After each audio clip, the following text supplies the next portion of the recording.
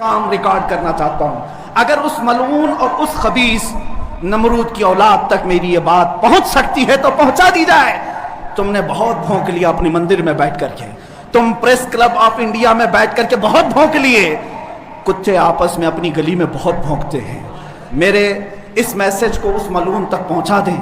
اگر ذرا برابر بھی دم خم ہے تمہارے اندر, تمہاری ماں نے اگر دودھ پلایا ہے تم کو, تو اب میں مناظرے کا چیلنج نہیں دے رہا ہوں, ڈیبیٹ بھی نہیں کروں گا, بات چیت بھی نہیں کروں گا. آؤ میں اعلان کرتا ہوں, 8 دن کے اندر تم دلی پہنچو, کسی میدان میں پہنچو, اپنی ساری مقدس کتابیں لے کر کے آؤ. انشاءاللہ العزیز یہ فقیر قرآن پاک لے کر حاضر ہوگا. ہم آئیں گے, تم اپنے سارے گرو گھنٹالوں کو لے کر جمع ہو جاؤ. میں مناظرے کا چیلنج نہیں دے رہا ہوں, توجہ چاہتا ہوں. میں ڈیبیٹ کرنے کی بات ہی نہیں کر رہا ہوں. یہ نیوز اینکر جتنے دجالی میڈیا وہ بھی سن لیں, اپنے ڈیسک پر بیٹھ کر کے ٹٹو لوگوں کو لڑاتے رہتے ہیں وہ بھی سن لیں. قرآن, اسلام, رسول کی ذات پر حملے کرانے کے لیے زرخرید لوگوں کو بٹھاتے ہیں, وہ بھی سارے نیوز اینکر, یہ پنڈت سب جمع ہو جائے میدان میں. یہ فقیر قادری حاضر ہوگا. ایک بڑی آگ جلائی جائے, آگ لگائی جائے. میں اس سے کہتا ہوں میں بھی آگ میں داخل ہوں گا, تو بھی آگ میں داخل ہو جا. جو سلامت رہے گا اس کا دین حق پہچانا جائے گا.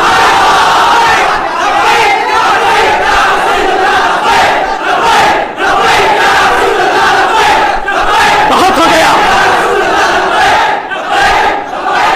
ہے مسلمانوں, بہت ہو گیا احتجاج, بہت ہو گئے پروٹیسٹ, بہت ہو گئے ان سے مطالبے کرنا کہ اس کو گرفتار کرو, اس کا اثر چاہیے. آؤ آج آر پار کی بات کر لیتے ہیں.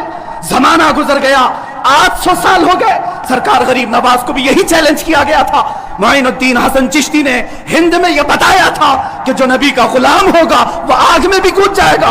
انشاءاللہ العزیز میں گنہگار ضرور ہوں, میرے اخلاق برے ضرور ہیں, لیکن جب بات میرے مذہب کی آئے گی, قرآن کی آئے گی, نام مصطفیٰ کی آئے گی, میں برسر اعلان آج پھر کہتا ہوں, آؤ تم سارے پنڈت مل کر کے آؤ, آگ لگائی جائے. تم سب پوری دنیا کو دکھانا میں بھی آگ میں داخل ہوں گا, تم بھی آگ میں آ جانا. دیکھتے ہیں کس کے جسم کو آگ جلاتی ہے. اگر میں سلامت رہا تو میرے دین کی بات ہوگی, اور انشاءاللہ العزیز مجھے یقین کامل ہے کہ اگر آگ پر بھی کسی کا حکم ہوتا ہے تو صرف میرے رب ذوالجلال کا ہے, میرے رب ذوالجلال کا ہے. بس اسی بات پر میں اپنی گفتگو کو ختم کرتا ہوں. اب احتجاج نہیں, اب پروٹیسٹ نہیں, سیدھے آر پار کی بات, میری یہ بات پہنچا دی جائے. اگر جواب آ جائے تو دیکھ لینا مسلمانوں, مجھے یہ یقین ہے کہ اس کا کوئی جواب نہیں آئے گا, اس کا جواب نہیں آئے گا. ہجڑوں کے پاس اس طرح کی کوئی بات کا جواب نہیں ہوتا. ان کی ماؤں نے اتنا دودھ ہی نہیں پلایا. یہ زرخرید اپنے علاقے میں بیٹھ کر کے بھونک تو سکتے ہیں, لیکن آؤ مباہلے کی میں دعوت دے رہا ہوں, مباہلے کی دعوت. قرآن نے بھی میرے مصطفیٰ کو مباہلہ کرنے کا حکم دیا تھا.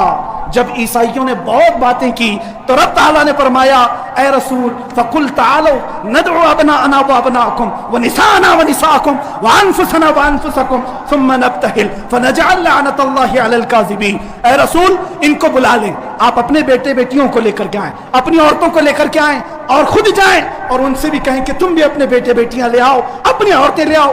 بیٹھیں گے میدان میں, اللہ سے دعا کریں گے کہ جو جھوٹا ہے اس پر لعنت بھیج. اتنا ہی میرے آقا کو حکم آیا تھا. حضور گئے نجران کے عیسائیوں کے پاس, چلو بلاؤ, مباہلہ کرتے. ایک مناظرہ ہوتا ہے جو ڈیبیٹ کیا جاتا ہے, مباہلے میں ڈیبیٹ نہیں, سیدھے میدان میں, عمل کے میدان میں بات نہیں کی جاتی. حضور آئے کس کو لے کر, سیدہ کائنات فاطمہ الزہرا, حسن مجتبیٰ کو, حسین اعظم کو, مولا علی کرم اللہ وجہہ کریم کو. 5 لوگ آئے تھے. نجران کے عیسائیوں نے پہلے تو مان لیا تھا چیلنج.